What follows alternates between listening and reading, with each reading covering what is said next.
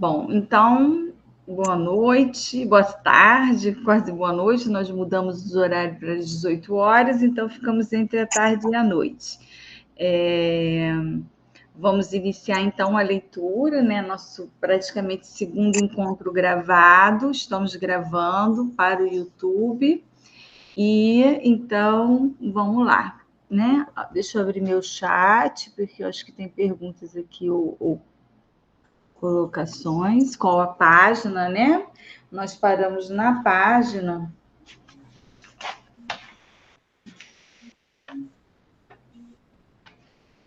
Eu 25, anotei. né? Oi? 25? 25? Eu anotei 32. Aí eu achei que a gente fosse começar o capítulo 2. Também tenho essa impressão de que vamos iniciar o capítulo 2. Não, mas lembra que a gente ficou nessa dúvida, como não gravou a primeira aula, se continuava, se voltava. Eu achei que a gente já tinha começado a ler o 2, Hegel e Lacan. A gente ficou até assim, o que vem por aí nos próximos encontros, hein? Vão ser as fórmulas, né? Não só de Lacan, mas de uma certa discussão dialética com o Hegel. Aí achei que a gente tinha lido, mas se todo mundo marcou 25, gente, eu que avancei aqui de alguma forma. Não, eu acabei de encontrar aqui uma outra anotação, na página 33. Nós íamos entrar na fórmula. Na fórmula, exatamente. Né? Enquanto Quer dizer, a aula anterior, o Lacan ficou preparando a gente, ficou, né, falando do tracionário, falando, né, a gente pode até retomar alguma coisa assim, mas ele estava meio que preparando a gente para a entrada nessas fórmulas, né, que vai desembocar na divisão do sujeito. Que, inclusive, eu confesso para vocês que são fórmulas, né, que seria interessante pegar a fenomenologia do espírito de Hegel para tentar entender, porque as fórmulas do Lacan já têm os seus enigmas, né?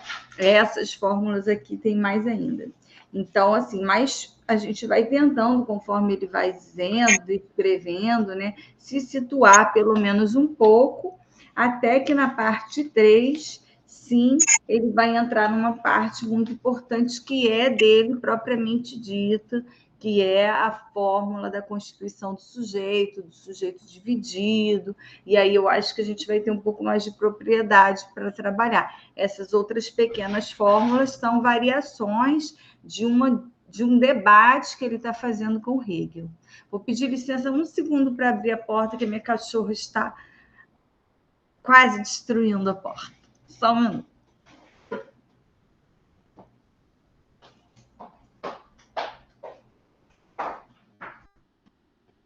Restinhos, hein? Não tá trabalhando. Deita aí, deita aí.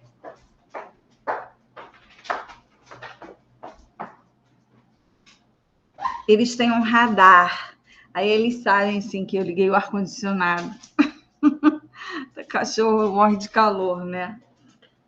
Aí eles vêm atrás do ar-condicionado. Eles estavam lá embaixo com os meus filhos, eles gostam de ficar lá, mas descobriram o ar-condicionado e correram para cá. Então, vamos lá? Vamos para a página. Vocês querem voltar alguma coisa, situar?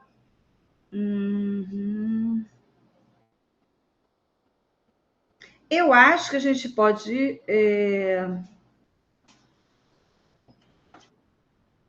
Iniciar do ponto 2, talvez? Deixa eu ver. Para entrar nas fórmulas? Pode ser.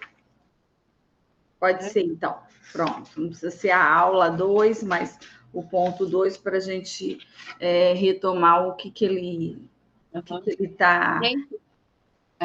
Eu adoro ler. Oi, Viviane, boa tarde. Seja bem-vinda. Já estamos começando, estamos na página 30, o item 2. Vamos retomar um pouquinho para ver como Lacan está introduzindo uma discussão que vai ser um pouco complexa agora, onde ele vai falar de algumas fórmulas assim, da relação do sujeito com o outro, a partir também de uma dialética com Hegel, tá?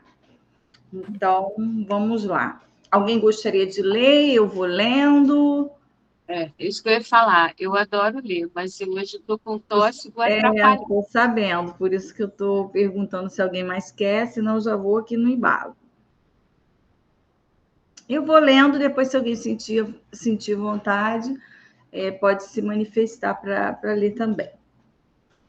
A proceder pelo caminho de ir aos textos referentes ao afeto, como vimos há pouco, nem uma gata consegue encontrar seus filhotes no que concerne ao que pensamos nós, analistas.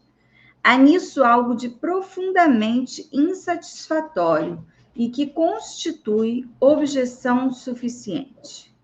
De fato, é exigível no tocante a que título for, que satisfaçamos um certo ideal de redução simples. O que quer dizer isso? Por quê? Porque desde que se começou a fazer ciência, pois essas reflexões referem-se a algo bem diferente e a campos bem mais vastos do que o da nossa experiência, exige-se a máxima simplicidade possível, né? Então, assim, repetindo a pergunta, por que, desde que se começou a fazer ciência, exige-se a mais simplicidade possível? Por que seria simples o real? O que pode, pelo menos, permitir que o suponhamos por um só momento? Pois bem, nada. Nada senão esse initium subjetivo que enfatizei aqui durante toda a primeira parte do meu ensino do ano passado.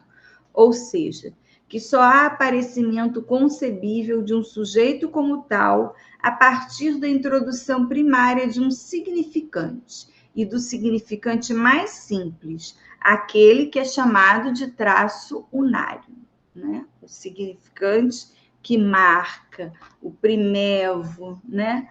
O que nos marca como sujeitos, né?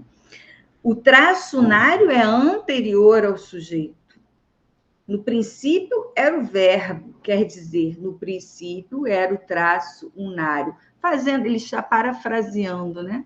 No princípio era o verbo, no princípio era o traço unário. Tudo que é passível de ser ensinado deve conservar a marca desse inicium ultra simples. Essa é a única coisa que pode justificar, a nosso ver, o ideal de simplicidade. Simplex, singularidade do traço. É isso que introduzimos no real, queira o real ou não. Uma coisa é certa, é que isso entra e que já se entrou nisso antes de nós. Já é por esse caminho que todos esses sujeitos que dialogam há alguns séculos, afinal, têm que se arranjar como podem com uma certa condição, a de que, justamente entre eles e o real, existe o campo do significante, porque foi a partir desse aparelho do traço unário que eles se constituíram como sujeitos. Como haveríamos de nos admirar por encontrar sua marca no que constitui nosso campo, se o nosso campo é o do sujeito? Na análise, às vezes existe o que é anterior a tudo o que podemos elaborar ou compreender. Chamarei a isso presença do grande outro. A maiúsculo, sempre para o grande outro. O grande não existe autoanálise, nem mesmo quando imaginamos. O grande outro está ali. É nesse caminho e com o mesmo intuito que se situa a indicação que já lhes dei acerca de algo que vai muito mais longe, ou seja, a angústia. Comecei-lhes por indicar a esse respeito uma certa relação que até aqui ainda não fiz, se não representar em termos imagéticos. Essa imagem lembrei a vocês da última vez, através do desenho reevocado de minha presença, muito modesta e constrangida, na presença do louva-a-Deus gigante. Mas já lhes dei a entender muito mais ao lhe esclarecer que isso estava relacionado com o desejo do outro. Aquela imagem, né, dos olhos do louva-a-Deus e que produz muita angústia, né? Enfim. E aí ele está colocando que isso está relacionado com essa angústia, está relacionada com o desejo do outro. Esse outro, grande outro, antes de saber o que quer dizer minha relação com seu desejo, quando estou angustiado, coloco-o primeiro ali, com A maiúsculo. Para me aproximar de seu desejo, retomarei os caminhos que já abri. Eu lhes disse, o desejo do homem é o desejo do outro. Peço desculpas por não poder voltar aqui ao que articulei a esse respeito nas últimas jornadas provinciais. E é por isso que faço tanta questão de que esse texto finalmente chegue a mim, intacto, para que possa ser difundido. Tratava-se da análise gramatical do que significa isso, o desejo do outro e do sentido objetivo desse genitivo. Mas os que estiveram até aqui em meu seminário têm elementos suficientes para situá-lo. Então, quer dizer, tem um trabalho, né, que foi apresentado, que o texto ainda não está disponível, né, que daria mais elementos para isso que a gente está lendo agora.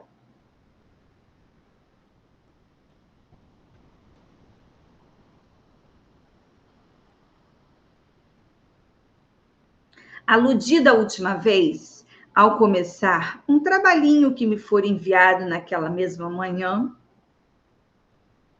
Aludi da última vez, ao começar, um trabalhinho que me fora enviado naquela mesma manhã. Este artigo refere-se à suspensão do que se pode chamar de razão dialética no nível estruturalista em que se situa Lévi-Strauss. Para esclarecer esse debate, para entrar em seus meandros, desenredar esse novelo do ponto de vista analítico, seu autor faz referência, é claro, ao que eu disse sobre a fantasia como suporte do desejo. Mas, para meu gosto, ele não salienta o que digo quando falo do desejo do homem como desejo do outro.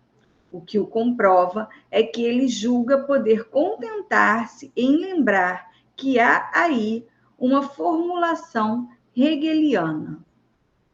Com certeza, se existe alguém que não é injusto quanto ao que introduziu a fenomenologia do espírito, sou eu mesmo. Mas, se há um ponto em que é importante assinalar o progresso, para empregar esse termo, eu gostaria ainda de dizer o salto. Então, mas se há um ponto em que é importante assinalar o progresso, o salto que nos caracteriza em relação a Hegel é justamente o que concerne a função de desejo. Então, acho assim, para a gente situar um pouquinho, aqui a gente está no seminário 10, né? Um Lacan que está deixando as malhas do estruturalismo, né? Então, assim, Lacan, por muito tempo, trabalhou firmemente com Lévi-Strauss sobre, né, a produção do sujeito na relação significante, as malhas mesmo da estrutura, da linguagem, do inconsciente como estrutura, como linguagem, né? E aqui no seminário 10, a gente está vendo justamente ele se desfazer um pouco dessas malhas e colocar essa ideia fortemente, né, de que o desejo é o desejo do outro, tá? Então, a gente está vendo ele se desfazendo um pouco de muito do que ele usou, né? Eu lembro até do trabalho de Totem e Tabu, de Freud, que Lacan lê e relê um trabalho de Lévi-Strauss sobre Totem e Tabu, enfim. Então, eles vão juntos e fortes numa psicanálise estruturada pela linguagem, né? E aqui no seminário 10, onde ele já está entrando com angústia, com desejo ao desejo do outro, né? Ele já está se desfazendo um pouco dessas malhas. Por isso eu entendo que a gente está entrando aqui com essas pequenas fórmulas que talvez a gente não alcance exatamente, a uma certa crítica, né? A como entraria nessa fórmula aí esse desejo do outro, já que para Hegel e Lévi-Strauss, isso não está em consideração. Boa tarde, Lidiana. Começamos, estamos voltando um pouquinho o item 2, para entrar nas fórmulas de Hegel, dessa discussão, né? Nem sei se são as fórmulas de Hegel, mas dessa discussão em fórmulas, né? Entre Hegel e Lacan. Tá ótimo, obrigada. Seja bem-vinda. Bom, então, o que nos caracteriza em relação a Hegel é justamente o que concerne a função do desejo. Dado o campo que tem de cobrir este ano, não estou em condições de retomar com vocês o texto hegeliano passo a passo, como faz esse artigo, que espero que seja publicado, esse tal trabalho que não saiu, porque evidencia um conhecimento absolutamente sensível do que Hegel diz a esse respeito. Nem sequer retomarei a passagem efetivamente original que o autor recordou muito bem nessa ocasião. Mas, dada a ideia de que a maior parte do meu auditório já pôde servir-se da referência hegeliana, direi prontamente para vocês, para que vocês sintam do que se trata, que em Hegel, no que concerne a dependência do meu desejo em relação ao desejante, que é o outro, lido com o outro da maneira mais segura e mais articulada como consciência. O outro é aquele que me vê. Então, acho que ele está esclarecendo bem essas diferenças entre ele e Hegel, enfim, ainda que ele não vai entrar no passo a passo do texto. Em Hegel, o outro é aquele que me vê. E é isso que, por si só, faz travar-se a luta. Segundo as bases com que Hegel inaugura a fenomenologia do espírito, no plano do que ele denomina de puro prestígio, e é nesse plano que meu desejo está implicado. Para Lacan, porque Lacan é analista, o outro existe como inconsciência, constituída como tal. O outro concerne a meu desejo na medida do que lhe falta e que ele não sabe. É no nível do que lhe falta e do qual ele não sabe que sou implicado da maneira mais pregnante, porque para mim não há outro desvio para descobrir o que me falta como objeto de meu desejo. É por isso que para mim não só não há acesso a meu desejo, como sequer há uma sustentação possível de meu desejo que tenha referência a um objeto qualquer, a não ser acoplando-o, atando a isso, o sujeito barrado, que expressa a dependência necessária do sujeito em relação ao grande outro como tal. Então, ele marca bem essa diferença do grande outro para Hegel, como sendo a consciência, aquele que me vê, enquanto que o grande outro para a psicanálise, para Lacan, não poderia comportar isso jamais. É tão inconsistente e não pode dizer de mim, né? Não pode dizer de mim. Ele não é só o outro que me vê, como ele não me vê e não diz nada de mim. Esse grande outro, certamente, é aquele que, ao longo dos anos, creio tê-los acostumados a distinguir a cada instante do outro, outrinho, meu semelhante, o outro com letra minúscula, que é o semelhante, o outro da vida comum, o outrinho. É o grande outro como lugar do significante? É o grande outro? Não. É o grande outro como lugar do significante. É meu semelhante entre outros, mas apenas por ser também o lugar em que se institui como tal. O grande outro da diferença singular de que eu lhes falava no início.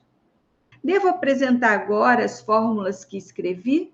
Não tenho a pretensão, longe disso, de que lhes revelem imediatamente a malícia delas. Peço-lhes hoje, como da última vez, que as transcrevam. É para isso que tenho escrito coisas no quadro esse ano. Depois vocês verão seu funcionamento. Então, a fórmula 1, D minúsculo, de A minúsculo, 2 pontos, D minúsculo, de A maiúsculo, menor que Azinho.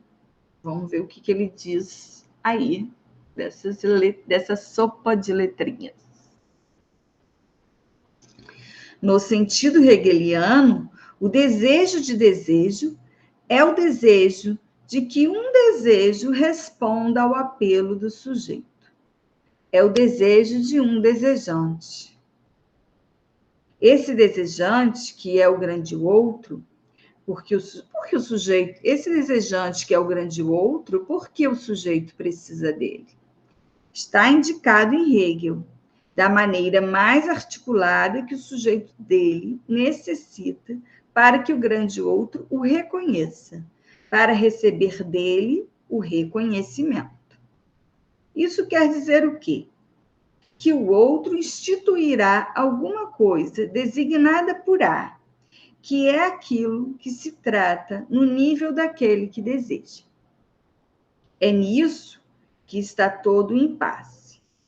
Ao exigir ser reconhecido ali onde sou reconhecido apenas como objeto. Obtenho o que desejo, sou objeto, e não consigo me suportar como objeto, já que esse objeto que sou é, em sua essência, uma consciência, uma Selbstbewusstsein, uma consciência. Não consigo suportar-me nesse modo, no único modo de reconhecimento que posso obter. Quer dizer, se para Hegel o grande outro é aquele que me vê e me reconhece, eu só posso ser reconhecido como objeto.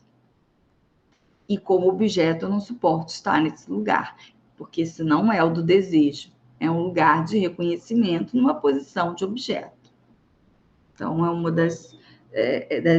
da maneira como ele está contrapondo, né, a questão do desejo no grande outro em Hegel. Não consigo suportar-me nesse modo, no único modo de reconhecimento que posso obter. Assim é preciso, a qualquer preço, que se decida entre nossas duas consciências. Já não há outra medição senão a da violência. Esse é o destino do desejo em Hegel. Fórmula número 2, então, assim, da fórmula número 1, não dá para a gente decapitá-la, né? Enfim, mas é uma ideia, me parece, disso que ele está dizendo, né? De um desejo que se dirige a um desejo do outro, mas que o que se tem é esse reconhecimento de um objeto, que é esse azinho no final da fórmula. Vamos ver a fórmula número 2. O D minúsculo, que é sempre o D de desejo, porque quando a gente tem um D maiúsculo, a gente está falando de demanda, em Lacan, tá? Então, esse D minúsculo, esse desejo de A, menor que I de A, nos aponta, né? Não sei, esses 2 pontos, como ele se coloca aqui na fórmula, há um desejo de um outro barrado.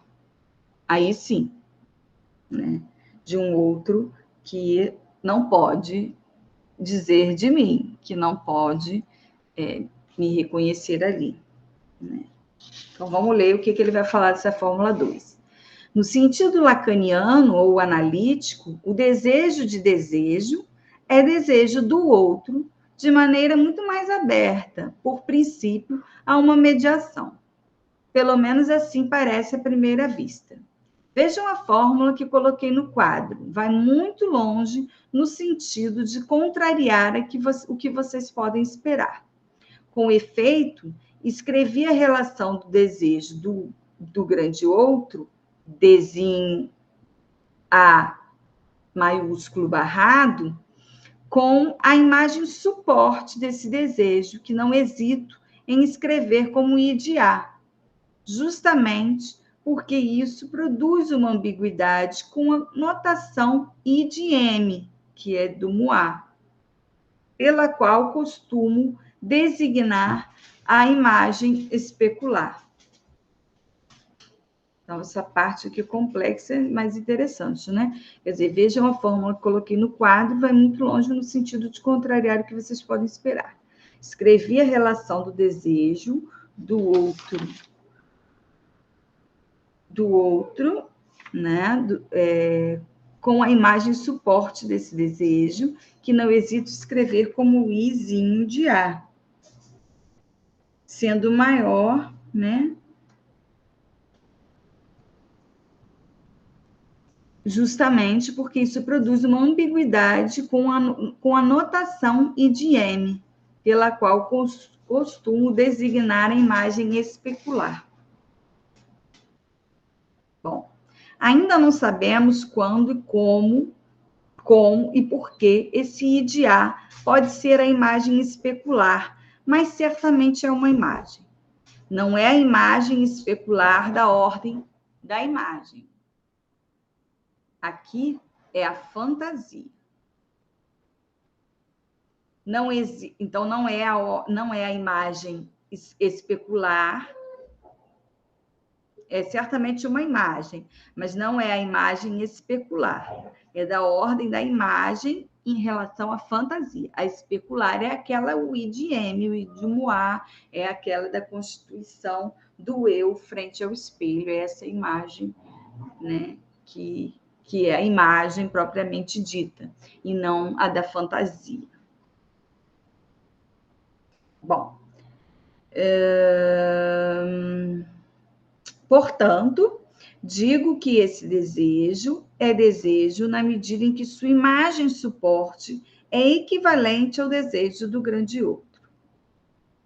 É por essa razão que os 2 pontos estavam aqui agora estão lá.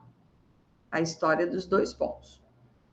Esse outro é conotado aqui como abarrado, por tratar-se do grande outro no ponto em que ele se caracteriza como falta, como incompleto, não como aquele de Hegel que pode, né, que é o que me vê, o outro que me vê.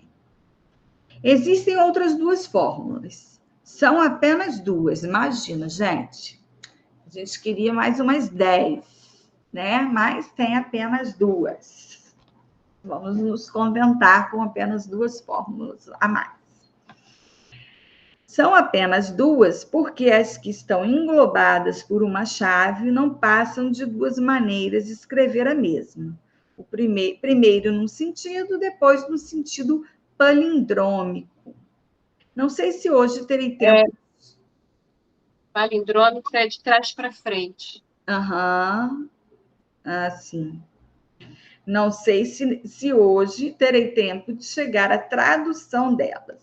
Então, tá aí a fórmula 3, D de X, 2 pontos, o desejo de outro, a via Hegel, né? Um outro completo, que não está barrado, que é menor que X.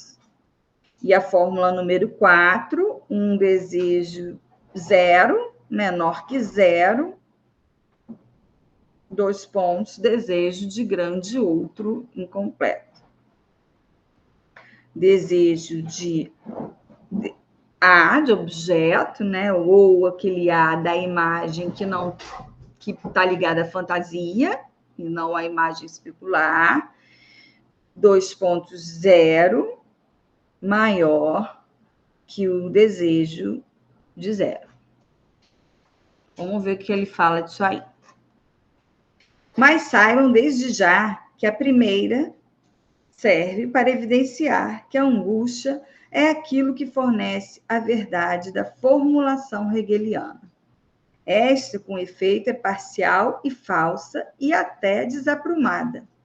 Já lhes apontei várias vezes a perversão que resulta e vai muito longe, inclusive no campo político, de todo esse ponto de partida da fenomenologia do espírito, que se centra com demasiada estreiteza no imaginário. É muito bonito dizer que a servidão do escravo é prenhe de todo o futuro e leva a saber absoluto. Mas, politicamente, isso significa que, até o fim dos tempos, o escravo permanecerá escravo. De vez em quando, é preciso botar a boca no trombone. Crítica que ele está fazendo aí, né?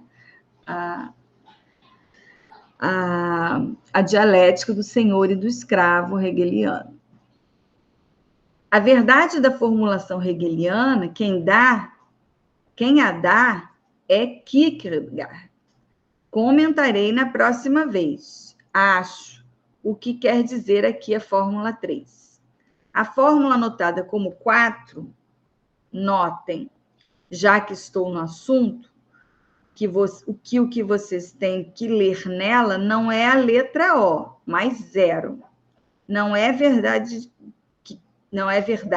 de Hegel, mas a verdade da angústia, a qual, por sua vez, só pode ser aprendida quando se refere à fórmula 2, que concerne ao desejo como psicanalítico. Acho que ele anula aqui a fórmula 4, né? Como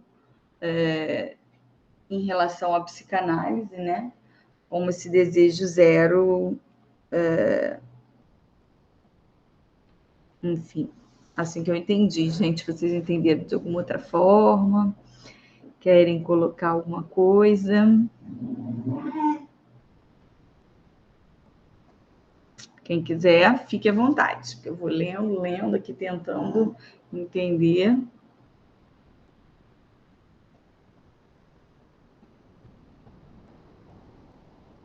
Mas vamos lá, que esse seminário é muito bom, ele vai caminhar, ele não vai ficar nessa dificuldade aí com as fórmulas, não. Então, ponto 3. Antes de deixá-los por hoje, quero simplesmente apontar algumas observações. Há uma coisa que vocês veem a figurar-se igual tanto na formulação de Hegel quanto na minha. Por mais paradoxal que isso possa parecer, o primeiro termo delas é um objeto A. Está presente nas duas fórmulas. É um objeto A que deseja. É um objeto A que deseja. Se há alguma coisa em comum entre o conceito hegeliano do desejo e o que promovo aqui diante de vocês, é isso. Num momento que é justamente o ponto de impacto inaceitável no processo da consciência, segundo Hegel, o sujeito, sendo esse objeto, fica irremediavelmente marcado pela finitude. O objeto afetado pelo desejo que produzo diante de vocês tem realmente algo em comum nesse aspecto com a teoria hegeliana, exceto que nosso nível analítico não existe a transparência da consciência. Essa é uma dificuldade, é claro, mas não de natureza a nos fazer dar meia volta, nem tampouco a fazer com que nos engajemos na luta de morte com o grande outro. Por causa da existência do inconsciente, podemos ser esse objeto afetado pelo desejo. Aliás, é na condição de ser assim, marcada pela finitude, que nossa própria falta, sujeito do inconsciente, pode ser desejo, desejo finito. Na aparência, ele é indefinido, porque a falta, que sempre participa de algum vazio, pode ser preenchida de várias maneiras. Embora saibamos muito bem, por sermos analistas, que não a preenchemos de 1000 maneiras. Veremos por quê e quais são essas maneiras. Nessa perspectiva, a dimensão clássica moralista, não tanto teológica, da infinitude do desejo, deve ser absolutamente reduzida. Na verdade, essa pseudo-infinitude decorre apenas de uma coisa, a qual, felizmente, uma certa parte da teoria do significante nos permite imaginar. Ela nada mais é do que a do número inteiro. Essa falsa infinitude está ligada ao tipo de metonímia que, no tocante à definição do número inteiro, chamamos de recorrência.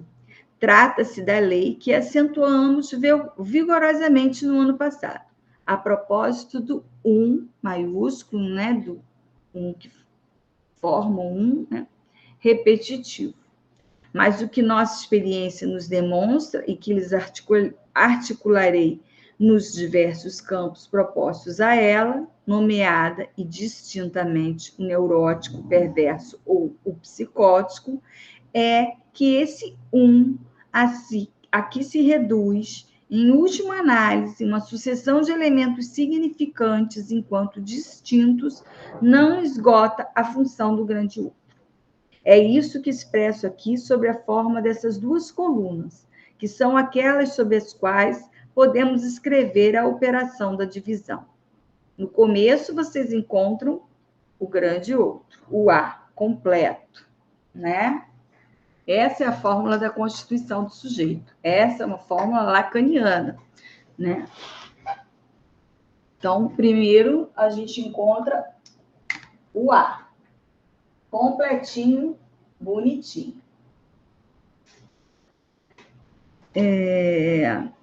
No começo, vocês encontram o A, o grande outro originário, como lugar dos significantes. E o S,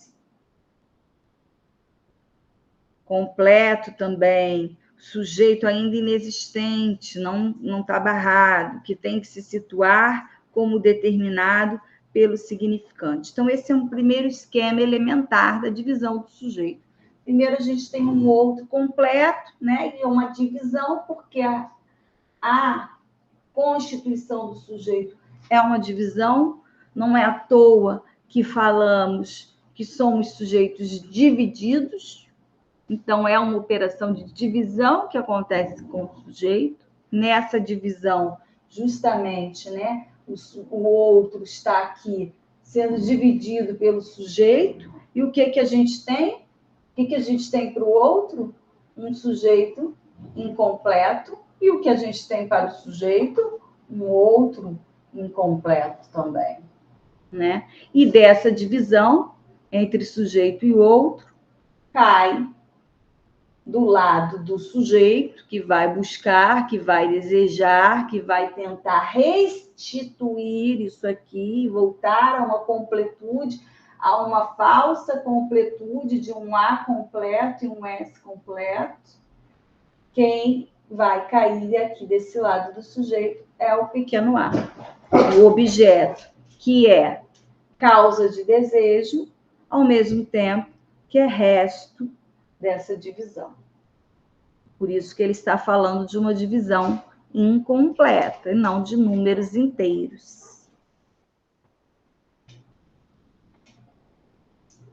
Bom, esse é o primeiro esquema da divisão do sujeito. Eu sempre que apresento esse esquema, apresento bem abreviado. Agora eu vi que ele é maiorzinho. Eu vou lá e coloco assim, o outro é completo, tem o sujeito, é responsável pelo sujeito no mundo, né? E aí um completa o outro, até que se percebe, o sujeito percebe que esse outro não se completa com ele, que ele tem outros desejos, ele transmite essa castração, ele transmite essa barra, e o sujeito, então, logo é também castrado, é também... Isso na neurose, tá? Esse esquema aqui é todo da neurose. E aí a gente tem uma divisão com o resto. Eu costumo fazer assim, ou melhor, desculpa, eu botei eu inverto, faço até invertido, eu boto do outro lado, boto o sujeito vindo primeiro que o outro, né? Mas é o outro. Estou lendo aqui, estou vendo que é o outro. Então, esse é o esquema neurótico. Na psicose, a gente não teria transmissão do quê? Dessa barra. Essa barra é a lei. Essa barra é a grande castração. Se a gente for no além Édipo, não for pensar lá no Freud, mamãe, papai, filhinho, né? Dá para recolocar isso em termos freudianos como um momento simbólico que a criança vive lá, descobrindo a diferença dos corpos, descobrindo, né, os seus sentimentos pela sua mãe, a rivalidade pelo seu pai, o medo da castração. Tudo isso se passa em termos simbólicos, mas a grande castração, para Lacan, está aqui quando o sujeito vem ao mundo, se encontra com o outro, e essa transmissão dele ser barrado acontece ou não. Quando ela acontece e o sujeito é barrado, estamos no campo da neurose, da histeria, né, da neurose obsessiva, e de sofrer com isso, tentar restituir isso, mas é um objeto para sempre perdido. Se a gente não tivesse essa transmissão dessa castração, se esse outro se juntasse com o sujeito, nessa simbiose que a gente vê, que tem aí a carência do simbólico, que é a barra, que é a lei, né? A gente está no campo justamente da psicose. Né? Aonde forma-se o tal que o Lacan estava falando. Onde o sujeito e o outro não se dividem e formam um. E aí a gente está falando desse campo da psicose ou desse campo original, antes de acontecer a operação de divisão do sujeito, tá? Nem sempre que ele está falando de um maiúsculo, está falando da psicose. Ele pode estar falando desse momento inaugural, onde não aconteceu essa descoberta da castração, da linguagem, né? Enfim. E na perversão, o que a gente tem é o quê? O desmentido da castração. O sujeito, ele não aceita a castração. É diferente dela ter sido foracluída. A foraclusão não é uma castração que entrou na psicose e depois foi tirada. Não, foi expulsa. Não, foraclusão é um termo muito difícil de se traduzir, da Verwerfung de Freud, um termo muito difícil de se traduzir, que se busca, inclusive, no campo jurídico, que é algo que ficou de fora, é algo que ficou excluído, não que foi retirado, não que foi excluído. A perversão é que a gente estaria num campo de uma rejeição, de uma negação, de um desmentir a castração. Então, as estruturas, esse esquema básico do Lacan, que é o esquema neurótico, mas, na verdade, ele delimita, como ele falou no parágrafo anterior, o que está em jogo, que são as estruturas clínicas, neurose, psicose e perversão. Eu amo esse seminário, porque eu amo esse esquema, eu amo essa ideia da divisão do sujeito, eu amo esse tema além Édipo, porque a gente consegue colocar o Édipo aqui direitinho. Se a gente imaginar, né, que a criança se imaginava completa com a mãe, desejava a mãe, e então veio o terceiro, né, que é o pai, para Freud, naqueles tempos, com aquela, né, com aquele contexto, vem o pai e fala, não, você não pode desejar a mãe, e coloca essa barra, né, e aí a criança vai ter a sua saída do Édipo com uma angústia de ser castrada, com uma angústia da castração. Está perfeitamente colocável aqui, mas aqui a gente está em termos do real. Lá em Freud, a gente está num acontecimento simbólico, né? quando Lacan, transforma a mãe no grande outro primordial, no grande outro numa função materna, nesse esquema aqui, ele está desprendendo qualquer pessoa que seja a mãe biológica dessa dinâmica. Né? Ele pode estar falando de casais homoparentais, ele pode estar falando de uma avó, ele pode estar falando de um tio. Quem é esse grande outro primordial que transmite ou não a castração para um sujeito que vem ao mundo da linguagem? Né? Então é isso. Vamos ver se a gente tem um tempinho para terminar de ler, ou se a gente debate, depois de volta aqui, nessa parte. O que vocês sugerem? Temos 15 minutos, quase 10.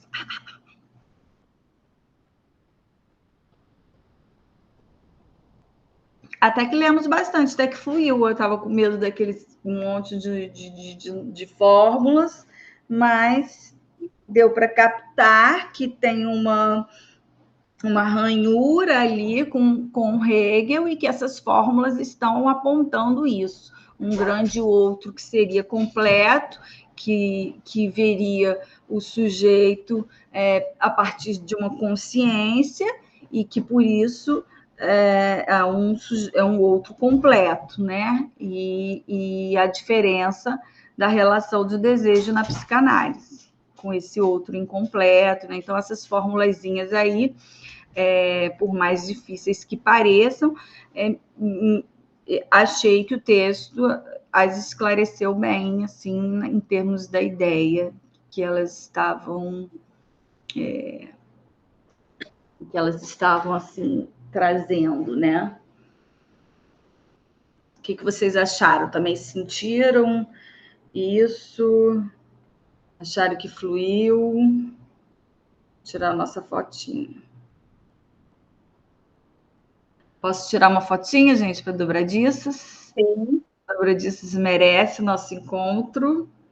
Então, vou tirar. 1, 2, 3. Foi. Vocês também sentiram fluir, assim?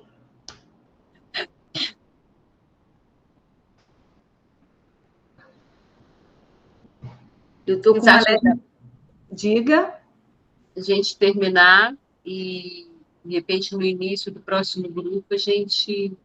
retoma daqui, né? Vamos ver o que ele diz, mais ou menos. Uhum. Né? Sim, ele retoma mais ou menos esse esquema. Pode ser um bom gancho para a gente entrar na aula 3. Né? Finaliza a aula 2 e entra na aula 3. Porque quando a gente para de aula em aula, me parece que faz uma ruptura. Né? A gente fica meio perdido. O que será que foi a aula 2? Né? Enfim. Então, assim, a gente pode pegar esse finalzinho da aula 2 no próximo encontro e conseguir partir para a aula 3. Estou com uma leve impressão de que nós vamos engatar depois desse rame-rame, troca de horário, muitas questões, muitos problemas, troca né? A Angélica teve que sair, tantas coisas aconteceram nesse seminário, mas acho que agora a gente vai pegar um bom embalo, né? Fazendo 2 vezes por semana, acho que vai ter 2 vezes por semana, 2 vezes no mês, a cada quinzena, acho que a gente vai ter um bom andamento, né? Certo. E aí, o que vocês sentiram esse final dessa aula 2? Desce aí.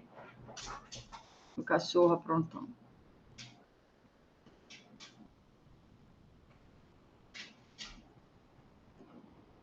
Ô, Márcia. Diga. Ricardo, aqui de Belo Horizonte. Boa tarde. Sim, boa tarde. Ô, Márcia, infelizmente eu não vi não sei como que eu perdi aí a primeira aula, mas eu entendi que estava começando hoje, né? Quando eu comecei a receber aqui a mensagem. Então, eu não manifestei para não atrapalhar os colegas que já estavam envolvidos aí no percurso. Mas essa primeira parte, quer dizer, essa segunda parte, para mim foi até tranquilo, porque eu estou com um artigo que eu encontrei para poder me preparar para a aula, né?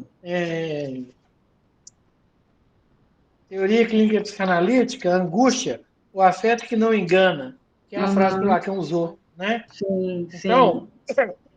inclusive, o professor, o autor, é um psicanalista do Círculo Psicanalítico daqui de Belo Horizonte, de Minas Gerais, tá? Então, um resumo até muito bem feito, sabe? É o Achei assim, resumo do seminário? não, são 8 páginas, ele fala só sobre a angústia.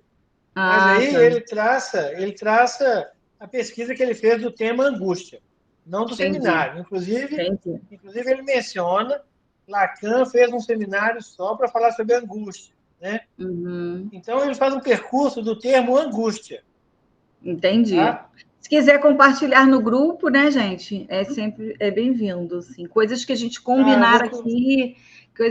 combinar aqui, e que. Porque assim, que não dá para o grupo ficar assim muito poluído, cada um botando 1000 coisas, o que acham, né? A gente já tem muitos grupos aí na vida. Mas o que a gente combinar aqui e colocar no grupo tá valendo. tá. Úrsula levantou a mão. Então, se você E conseguir colocar aí, no grupo, aí legal, que todo mundo tem acesso. Tá bom, Ricardo? eu vou fazer a minha leitura para poder estar acompanhando vocês aí. Vou ver se eu já faço a próxima aula daqui 15 dias. Isso. Sempre Só que nas vai segundas ser e quartas semanas, sempre. segunda e quarta semana. Semana. Se tiver 5 Só semanas, na quarta-feira. se tiver 5 semanas, esquece para não confundir. É na segunda semana e na quarta semana. E sempre na quarta-feira. Isso. Agora sim. Tá. Ok. Então Diga, tá. Úrsula. Vou soltar uma bomba e sair correndo. Aham. Mas é uma pergunta que eu marquei aqui quando você estava lendo. Na página 33, lá no início, lá na terceira linha, é quando o Lacan vai falar do desejo, e a gente vê, a maioria das vezes que a gente está aprendendo, e alguém fala, tem análise, eu já escutei isso, é preciso você sustentar seu desejo. Aham. E me parece que o desejo é exatamente como o sujeito, é um meio do caminho. Que não, que se você está no desejo como um objeto do outro, se você realiza, então ele aponta para o querer e não querer ao mesmo tempo. É como se o desejo fosse um paradoxo, como sujeito, né? E aí, olha o que ele coloca aqui, ó. Para mim, não só há acesso a meu desejo, como sequer há uma sustentação possível do meu desejo. Fazendo essa crítica de um desejo palpável, fazendo essa crítica de um desejo que é hegeliano, né? Esse desejo realmente da psicanálise, eu estou entendendo o que você está trazendo, tem uma consistência tal como o sujeito, né? Que é essa um pouco volátil, né? Que nos escapa, mas existe, que a gente está atrás dele, mas ele nos escapa e não tem realmente muita sustentação, né? É um tema muito difícil, um complexo muito difícil. É um assunto muito complexo. A gente está lendo o Seminário do Desejo, que é o 6, onde ele não estava nem ainda nas formulações do objeto A, né? E, né, Vera? E assim, a gente vê o quanto que desejo é esse, né? Que não é o desejo de ter essa caneta rosa, que eu queria muito.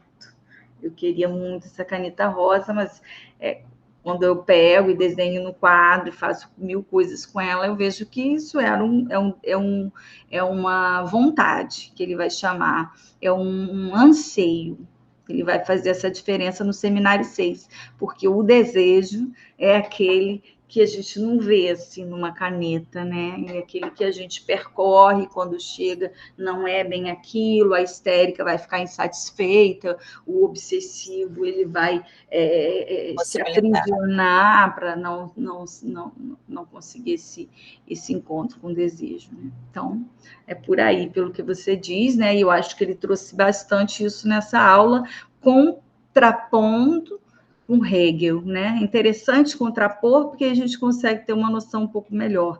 Eu gosto, assim, quando o tema vem, assim, em comparação, né? Mas, gente, foi excelente. A gente se vê, então, daqui a 15 dias. Tá bem? Sim. Obrigada. Então, obrigada aí pela Gente, companhia nessa leitura dura. Hoje, boa noite, já postei lá no grupo, tá? que ótimo. Tá legal.